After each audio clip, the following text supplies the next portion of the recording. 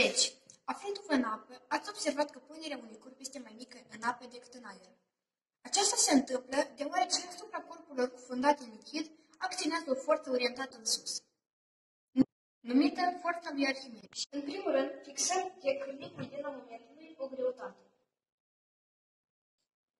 Fundat în apă, greutatea are ponderea 0,8 Newton.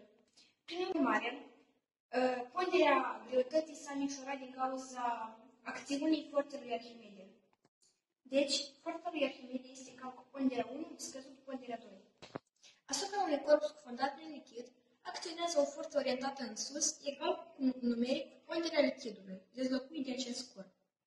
Aplicațiile legii lui Arhimede. Legea lui Arhimede permite să fie explicată puterea corpurilor.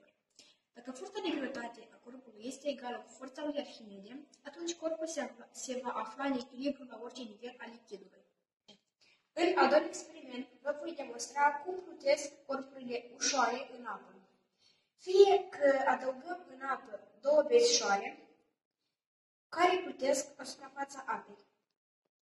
Asupra acestor două bețișoare acționează forța lui Arhimede. Raportul dintre volumul corpului aflat în lichid și volumul total al corpului este egal cu raportul dintre densitatea corpului și densitatea lichidului. Forța arhimedică permite pluterea vapoarelor și a baloanelor. Dacă forța arhimedică nu este suficientă pentru a genera plutire, ea provoacă micșorarea greutății aparente a corpului. Tot legea lui Arhimede este implicată în măsurarea densității fluidelor cu ajutorul areometrului.